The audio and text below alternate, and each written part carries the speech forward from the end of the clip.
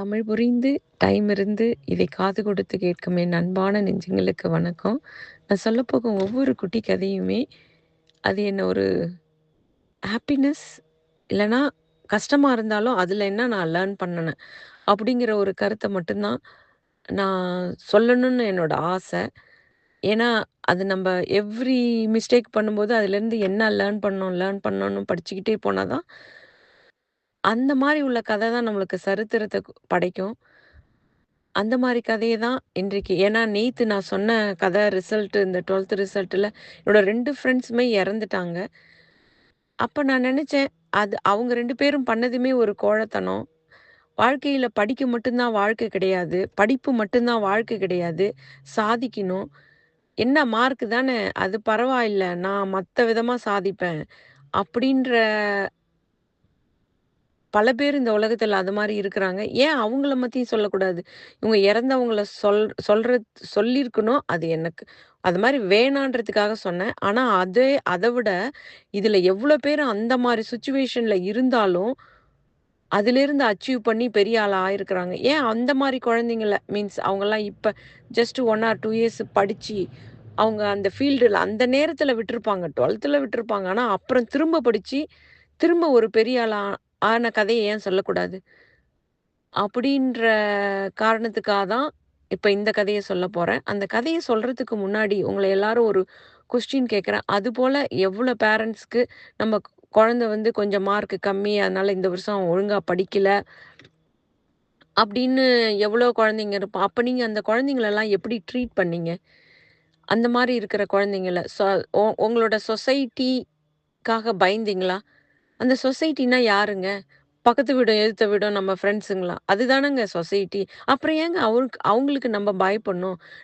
நம்ம வாழ்ந்தது நம்ம ஒரு நல்லவங்கன்னா, நம்ம வயித்துல பொறந்த குழந்தைங்களும் நல்லவங்க தானுங்களே! அப்ப ஏன் அவங்கள நம்பக்கூடாது? நம்ம குழந்தைங்களுக்காக ஏன் நம்ம மத்த சொசைட்டிக்கு போய் நம்ம எதிர்த்து நிக்க சொல்லல. நம்ம அந்த நேரத்துல என் குழந்தை அந்த நேரத்துல எழுதுறதுக்கு நம்ம வருஷம் ஃபுல்லா படிக்கிற படிப்பு 2 மணி நேரத்துல எழுதுற எக்ஸாமு அவனுடைய வாழ்க்கைய நிர்ணயிக்குதுன்னா, அந்த 2 1/2 மணி நேரத்துல அன்னைக்கு அந்த குழந்தை சரியில்லாம இருந்திருக்கலாம். அதுதான் நான் சொன்னேன். அந்த ஸ்டோரியிலேயே நீ எவ்வளோ காலம் அந்த குழந்தைய புரிஞ்சுக்கிற, எவ்வளவு அவங்க கூட டைம் ஸ்பெண்ட் பண்ற. அப்பதான் நம்ம குழந்தைங்கள பத்தி நமக்கு தெரியும் இல்லையா? அப்ப அந்த தெரிஞ்ச குழந்தை மார்க் கம்மியா இருந்துச்சுன்னா, நம்ம கோவப்படுறதுல ஏதாவது அர்த்தம் இருக்குதாங்களா? இல்ல தானே! அப்ப அந்த குழந்தை ஏதோ ஒண்ணு அதுக்கு நடந்திருக்கு. ஏன் இன்னும் கொஞ்ச நேரம் நம்ம டைம் கொடுக்கக்கூடாது அந்த குழந்தைய? முழுசா இழக்கிறதுக்கு பதிலு, ஏன் அந்த குழந்தை கூட டைம ஸ்பெண்ட் பண்ணி, அவன ஏன் ஒரு அச்சீவ்மென்ட் லெவலுக்கு நம்ம கொண்டு போகக்கூடாது? அந்த குழந்தைக்கு இருக்கிற டேலண்ட் நம்ம அந்த குழந்தைங்க கூட நெறைய நாள் பேசிட்டு அதோட ஆசை, ஆர்வம், கஷ்டம், நஷ்டம் எல்லாம் நமக்கு தெரிஞ்சிருந்துச்சுன்னா, அந்த குழந்தையோட ப எப்படி போறாங்களோ, அவங்களுக்கு நம்ம வளைஞ்சு, நெளிஞ்சு போயி, அவங்கள ஒரு நல்ல பாதையில கொண்டு போற வரைக்கும் கொஞ்சம் அமைதியா இருந்து, அவங்களுக்காக வாழலாமே! நம்ம குழந்தைங்களுக்காக வாழறத விட, மத்த யாருக்காகங்க நம்ம இந்த உலகத்துல வாழப் போறோம்? அந்த சந்தோஷத்தோட வேற என்ன சந்தோஷம் இருக்க போகுது நமக்கு? அப்படி உள்ள கதைய தான், நான் இப்ப அந்த மாரி உள்ள கதைய தான் இப்ப உங்களுக்கு சொல்லலான்னு இருக்கிறேன். வாங்க கதைக்கு போலாம். அதை நம்ம குழந்தைங்கள எப்படி வளர்க்கணும் அப்படின்னு நெனச்சுக்கிட்டே வாங்க கதைக்கு போலாம்.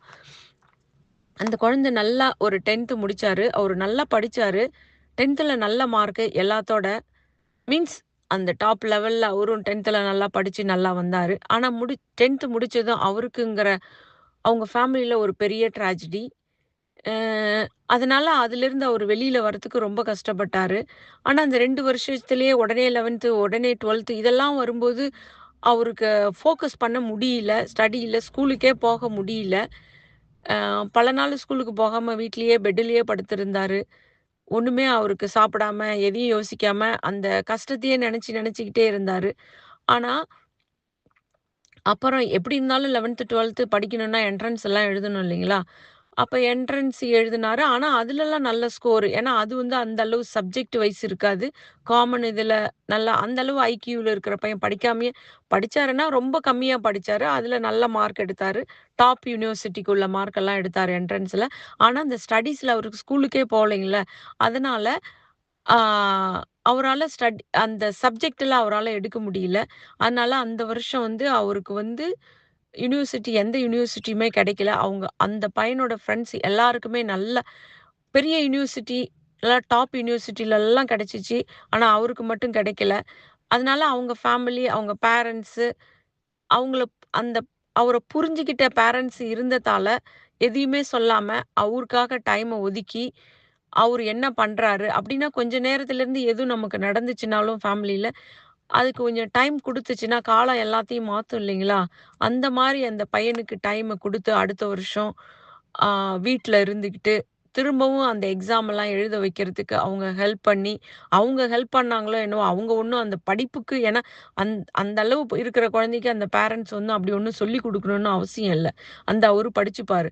ஆனா, பொறுமையா இருந்து அவருக்கு சாப்பாட குடுக்கறது, அவரு என்ன பண்ணிட்டு இருக்கிறாரு ரூம்ல. ஏன்னா, படுத்தே இருக்கிற பையன் என்ன நடக்குதுன்னு தெரியாது இல்லையா? பயம். ஏன்னா, இந்த மாரியெல்லாம் ஸ்டோரி நடக்கும்போது, அவங்க பேரண்ட்ஸ் அந்த மாரி பயந்து அப்ப அவர வாட்ச் பண்ணிக்கிட்டு அப்படியே அமைதியா இருந்தாங்க. அப்புறம் கொஞ்சம் கொஞ்சம் நேரமா அவரு வெளியில வரும்போது, கொஞ்சம் பாசிட்டிவ் விஷயத்தெல்லாம் பேசி, "அந்த பையன் இப்படி வந்தாரு, இப்படி வந்தாரு. இதெல்லாம் ஒண்ணும் கிடையாது. அதனால" அப்படின்னு அவரும் கொஞ்சம் கொஞ்சமா அவங்கள தேத்தி தேத்தி அவங்கள வந்து திரும்பவும் எக்ஸாம் அப்படின்னா ஒவ்வொரு அந்த அடுத்த வருஷம் அவருக்கு என்ன மனநிலைமையில இருந்திருப்பாங்க. அவங்க பேரண்ட்ஸ் என்ன மனநிலைமையில இருந்திருப்பாங்க. ஆனா அவங்க பேரண்ட்ஸ் பண்ணது ஒண்ணே ஒண்ணு எனக்கு ரொம்ப புடிச்சிருந்துச்சு. அவங்க எந்த சொசைட்டின்னு சொல்றவங்க யார்கிட்டயுமே பேசல. அவங்க குழந்தை உண்டு, அவங்க உண்டு.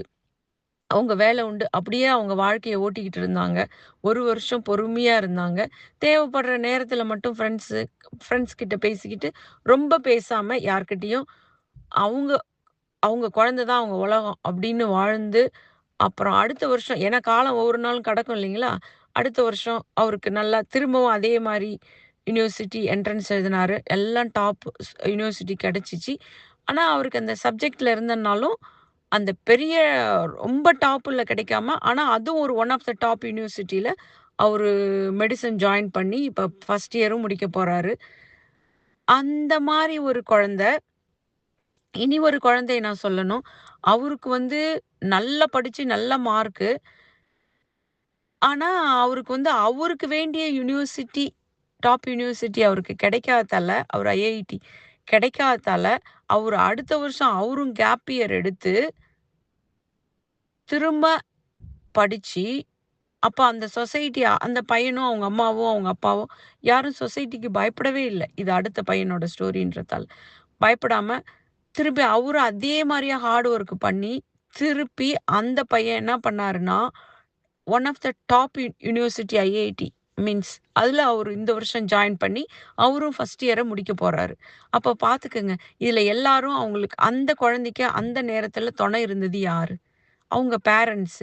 அந்த பையனோட அசைக்க முடியாத நம்பிக்கை. நம்பளால முடியும், முடியுன்ற ஒரு நம்பிக்கை. இந்த யுனிவர்சிட்டி கிடைக்கலன்னா என்ன?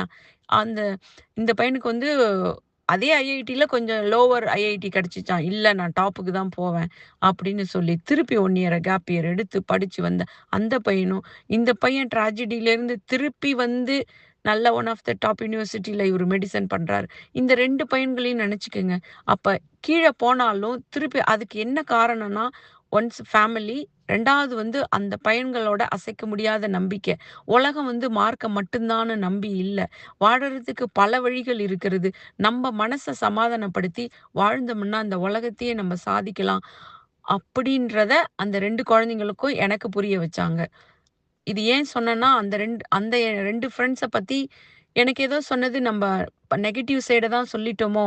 ஏன்னா குழந்தைங்க மனசுல நம்ப வந்து இத வளர்க்கக்கூடாது. ஒரு நல்லத குடுக்கணுன்றதுக்காக தான் இந்த செகண்ட் டேவே நான் போடுறேன். இந்த மாரி இப்ப ரீசென்ட்டா அதுவும் இப்ப அவங்க 2 பேரும் படிச்சு 2 பேருமே இப்ப a year a first year முடிக்க போறாங்க.